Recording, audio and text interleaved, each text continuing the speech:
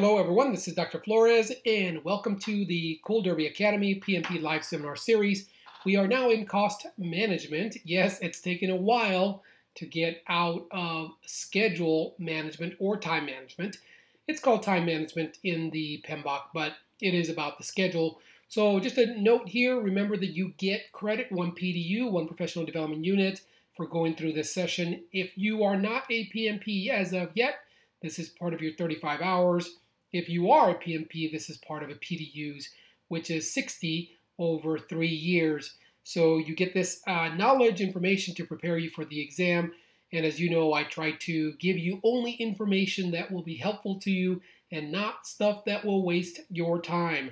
So I go through this content pretty quickly, but yet remember that I spend some time putting it together for you, writing questions, and then validating the questions to ensure that they're aligned with the subject matter, in this case, the PMBOK, the Project Management Body of Knowledge.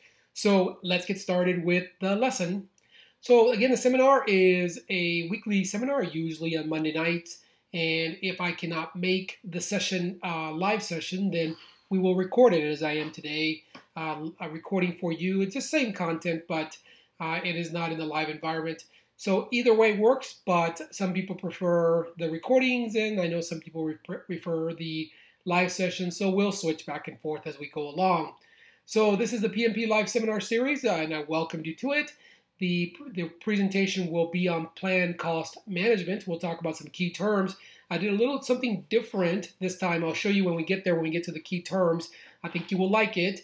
And then I've got a couple questions that I put together. They're not all that tough, but they are kind of tricky. So, and I have a Q&A, which the Q&A will be an email to me, and I will get back with you as quickly as possible. I'm very good about email.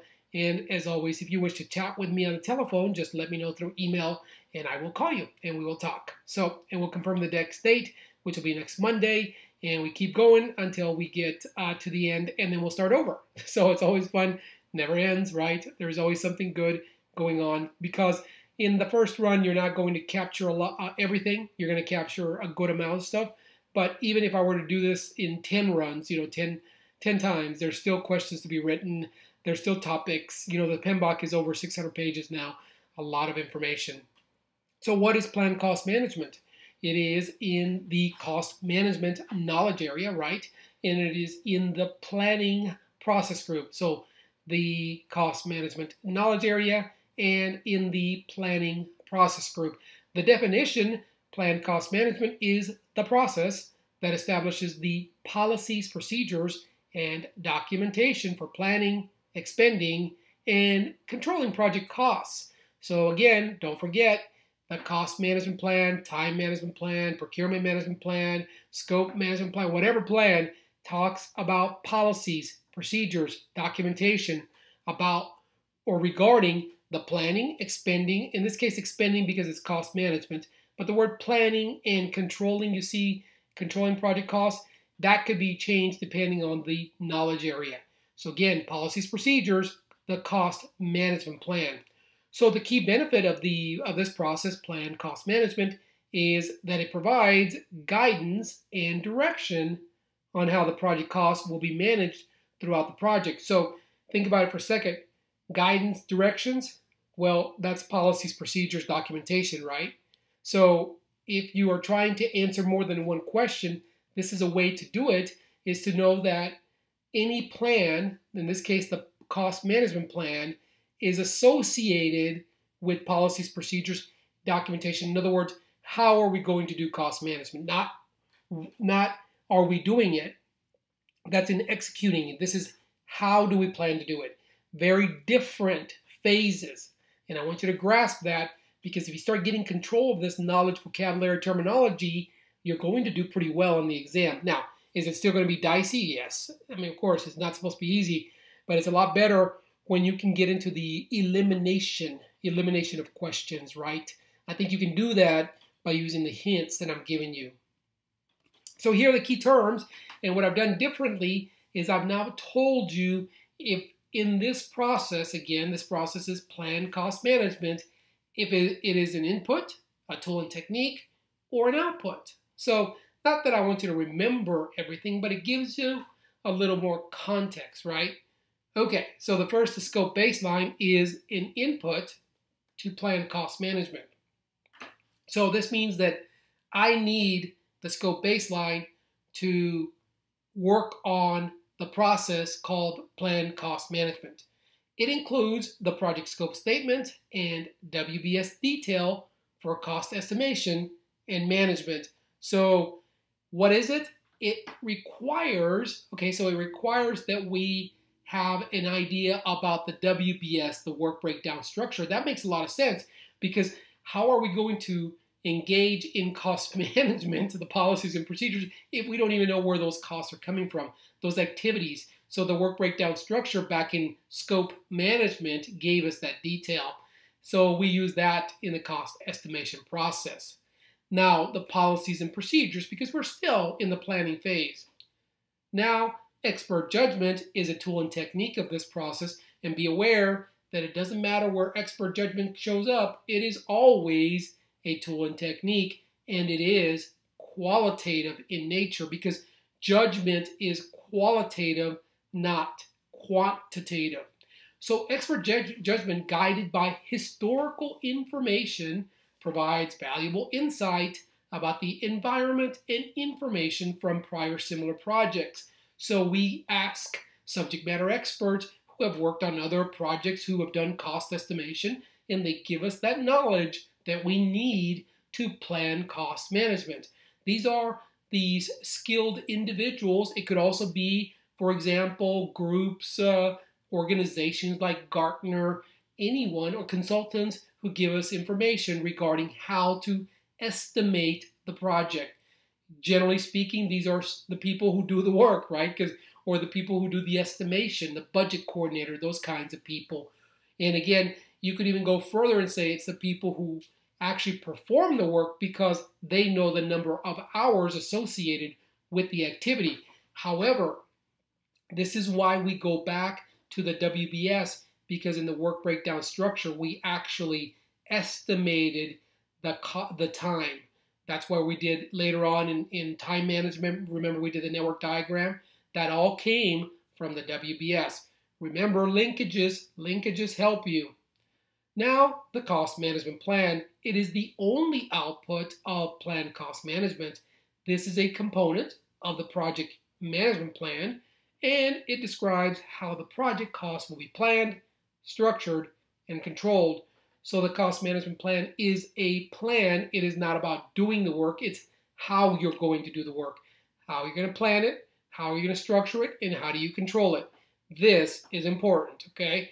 Input, tool and techniques, outputs, there are more, but these are important. All of them are important, actually, but these are key, so I brought them up. It's important that you go back and you start understanding. An input is, what do I need for the process? A tool and technique is, how am I going to do it? An output is, once I've done the process, what do I have left? So the name of the process is planned cost management. What do I have left when I'm done with that process? The cost management plan. Make sense? Okay, let's move on. PMP sample question number 1. The project manager is heading a meeting to develop the cost management plan. Participants include the sponsor, selected project team members, budget coordinator, procurement manager, and a key vendor. During the meeting, the budget coordinator mentions that a control account is needed to ensure project costs are tracked accurately. Based on the statement, the project manager will look at which of the following to confirm the inclusion of control accounts. This question takes you everywhere now. Okay, so you're talking about a meeting, and here are these people that are participating. These are the stakeholders. Then we move away from that. We pull the budget coordinator out of the meeting, and we'll talk about now a control account. But now the question doesn't have to do anything with the meeting. It has to do with where in the world do we find the control account, okay? Is it A, the cost management plan, B, scope baseline, C, the procurement management plan, or D, the procurement records? Well, okay, so it's tough in a way because you kind of have to know several things to get this one right. And even if you went to this page in the PMBOK and cost management, you wouldn't see the answer. This is where you have to make a linkage. Okay, so let me give you a hint. This is probably the best way to answer this question. The hint is that control accounts are part of the WBS dictionary. So the WBS dictionary is part of something else. So, okay, I have to give you the answer because it's the only way to tackle this question. The scope baseline includes the WBS, the project scope statement, and the WBS dictionary. Okay, so the control account is in the WBS dictionary, which is part of the scope baseline. You see how tricky this one is? So it's so easy to miss it. So I wouldn't go through the process of elimination on this one because cost management plan would trick you. You would almost think it's in there somehow, but we're actually trying to develop the cost management plan. So that would be like a no-go. The procurement management plan, not really, because the procurement management plan deals with the vendors, the bidding process and all that. So I think those are out. I would say procurement management plan and procurement records are out because those are narrowly minded. They're narrowly focused. We don't just spend money on procurement. We spend it on other stuff. So you kind of have to go back to the scope baseline. I hope that helped because, gosh, that is tricky. B, the scope baseline. The control account is part of the WBS dictionary, which is included in the scope baseline. The other components of the scope baseline I mentioned are the WBS and the project scope statement. You see how this test-taking technique is so important because you kind of have to know what is the tree, you know, what's the big picture and then what's included or what are the components within that, in this case, the scope baseline. Okay, that was a fun one, huh? Number 2, PMP Sample Question number 2. During the process to create the cost management plan, the team members are reviewing the organizational policies and procedures that may influence which financial practices may influence the funding requirements for the project. So here we have the word influence twice, and that's enough to throw you off, right? Okay, the techniques include the payback period, return on investment, internal rate of return, discounted cash flow, and net present value. So this question really deals with that, okay? Now here's the rest of it. The financial practices discussed here are best described as the following. So here are the practices. Earlier I called them techniques in the question now, but then we switched to practices.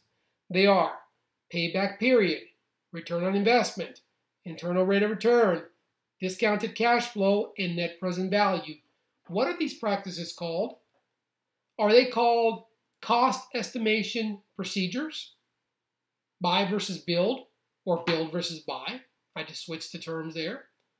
Analytical techniques, or SWOT analysis. All right, so what's going to go? Well, you know, it's tricky. If you think about it too much, you're going to miss this one. Because are they cost estimation procedures? Well, I guess, but that's not something in the PMBOK.